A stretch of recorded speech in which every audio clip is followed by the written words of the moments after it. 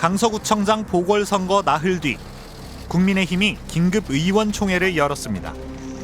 일요일이었습니다. 선거 참패를 어떻게 수습할까? 수도권 의원들은 위기의식을 드러냈습니다. 수도권에 있는 위원, 저 같은 경우는 엄중한 상황 인식을 가지고 있어요. 정말 처절하고 절박하고 절실한데 지도부 사퇴, 비대위 구성 요구도 나왔습니다. 결론은 김기현 대표 체제 유지였습니다. 김 대표는 내년 총선 승리에 정치 생명을 걸겠다며 물러날 뜻이 없음을 분명히 했습니다. 김 대표는 대신 두 가지 쇄신을 약속했습니다. 하나는 당정 관계 변화입니다. 용산 대통령실에 할 말은 하겠다고 했습니다. 또 민심과 동떨어진 사안이 생기면 그 시정을 적극적으로 요구하여 관철시켜 나가겠습니다. 당직자들도 교체했습니다. 정책위 의장의 한때 유승민계로 분류된 수도권 3선 유이동 의원을 임명했습니다. 지명직 최고위원은 초선 비례대표 김혜지 의원을 앉혔습니다. 임명직 8명 가운데 1명뿐이던 수도권 출신이 4명으로 늘었습니다. 하지만 거기까지였습니다. 내년 총선 공천을 책임지는 요직 중 요직인 사무총장을 경북 출신 재선 이만희 의원을 앉혔습니다. 윤석열 대통령의 대선 캠프 수행단장을 지낸 친윤계입니다.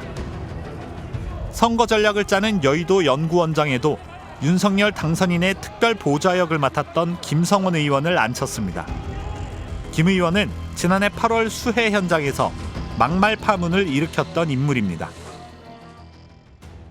솔직히 비 좀 왔으면 좋겠다. 배춘식 의원님. 사진 잘 나고. 배춘식 의원님.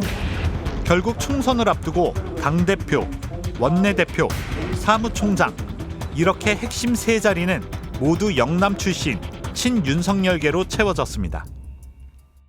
가장 핵심적인 당직자는 그나물의 금학식 인사를 하고는 그리고 혁신 쇄신 이야기를 자꾸 하니까 말만 앞세우고 행동은 전혀 따라오지 않는, 그래서 자가당착과 내로남불로 자꾸 가고 있다라는 생각만 드는 거죠.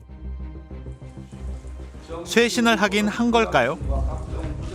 인선 발표 당일 아침 6시 조수진 최고위원의 카카오톡 메시지에 나온 인선안이 언론에 노출됐습니다. 여기엔 박대출 의원이 사무총장으로 나와 있습니다. 이를 전달받은 여의도 연구원 부원장은 황당하네, 김기현 대표 쫓겨나겠네, 연기하자고 해요, 국민 동의를 받기 어렵다고 라고 답합니다. 선거 참패의 책임을 지고 물러난 박대출 정책위 의장을 다시 사무총장에 앉히는 돌려막기식 인사에 대해 당내 반발이 나온 것으로 보입니다. 결국 당일 오전 급하게 사무총장을 이만희 의원으로 바꿨지만 그렇게 바꾼 사무총장도 결국 돌고 돌아 영남 친윤석열계가 된 겁니다. 이준석 국민의힘 전 대표는 쇄신안에 핵심이 빠져 있다며 윤석열 대통령을 정면으로 겨냥했습니다. 오늘 사자성어는 결자 해지입니다. 제발 여당 집단 무건수행의 저주를 풀어주십시오. 선거에 패했는데도 여당 의원들이 대통령에게 아무 말도 못한다고 했습니다. 우리가 그렸던 청사진과 다른 방향으로 국정을 운영하는 것에 대해서 왜 누구도 제동을 걸지 않습니까? 눈물까지 흘렸습니다. 하지만 당 안에선 대패도 아니고 국정기조도 바꿀 필요 없다는 얘기가 나옵니다. 대표까지 할 수는 없죠. 이거 분란을 하면 안 된다 해서 스스로 의원들도 이제 그 내부의 어떤 강한 기류보다는 좀 재정비를 해서 좀 가자라는 그런 기류가 지금 강합니다. 이번 보궐선거의 결과에 대해서는 사실 일희일비할 필요가 없다는 생각이에요. 저는 지금부터 진행해 오던 국정의 방향은 옳다고 보고 다만 세부적으로 국민의 마음을 더 헤아리고. 국민의힘은 이번 주 혁신위원회 출범을 예고했습니다. 하지만 사실상 총선 공천을 친윤계가 장악한 상황에서 혁신이 가능할지 의문입니다.